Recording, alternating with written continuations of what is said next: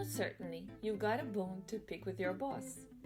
In a perfect world, leaders should do so much for us, lend us a vision and a sense of direction, be a role model and a beacon of strength for us. But invariably, something goes wrong. Only half of the companies in the world believe that their leaders are ready to lead, and a surprisingly large number of people would gladly forgo a pay raise in lieu of seeing their boss fired. We tend to blame the leaders for the mess. They're not equipped for the role, our leadership development frameworks are deficient, the system is corrupt. Yet for all the truth that this finger-pointing might contain, many of the factors why our expectations go up in smoke have more to do with us than with them.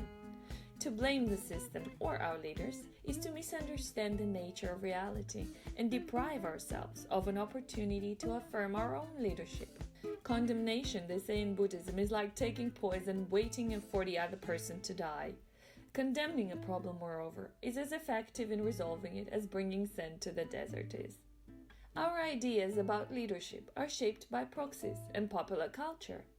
We know Evita through Madonna, Nelson Mandela through Idris Elba, and Abraham Lincoln through Daniel Day-Lewis. Madonna may be the greatest pop star, but she's never been a first lady. Idris Elba may be one of the world's most beautiful people, but he's hardly a national liberator. And Daniel Day-Lewis has very little in common with Lincoln's rise out of the ashes of poverty. Many of the great leaders, the ones who truly made a difference, did so compelled by adversity.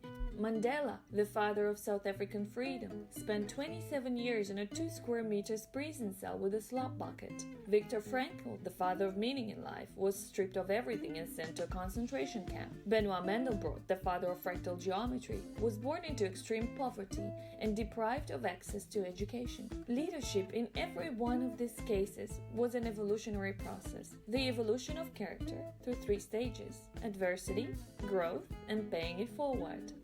Most of us today have fortunately not experienced a greater adversity than an empty phone battery. Being a leader today is nothing more nor less than a comfortable, safe, and steady progression up the career ladder. Harry Fosdick wrote a book called On Being a Real Person, which in other words means how to be fake. Person is the root of the word persona. It means actor's mask.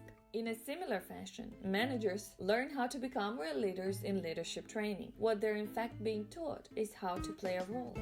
If someone has to teach you how to be anything real, a real person, a real leader, that means that they don't see you as one. In their eyes, you're on probation, not really a leader yet, just a candidate, a proxy. Proxies may not be the perfect leaders we all wish we had, but they play an important role. They're there to remind us of the leader archetype. Archetypes represent qualities that are in the rest of us only a potential. The Mandela leader is not a one-off gene that lays buried under the ground with Nelson's decaying body. His archetype is merely the epitome of selflessness, unconditional love, and humility, qualities we all have within us. You and I have the leader DNA just as much as Mandela had. Owning it requires practice. But how can you practice without the heart-rending adversities that some of the greatest leaders have had to face?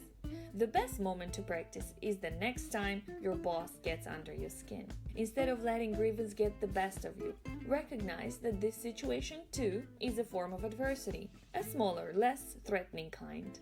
Everything that irritates us about others can help us better understand ourselves. We are only irritated because something within us gets triggered. When these places get touched, we feel negative emotion. The reason some people irritate us more than others, such as our boss for example, is because they mirror something of ours, such as our own leadership shortcomings.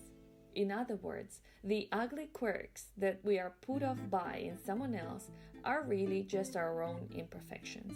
When brought into our awareness, they can be turned into strength. Every situation in life presents you with a choice: to respond as a victim or emerge as a leader. When someone does something that irritates us, the key is to recognize that he or she is just a trigger, a catalyst. The emotion that they trigger within us belongs to us. How we handle that trigger determines whether the leader within us will rise like a phoenix or whether it will burn to ash.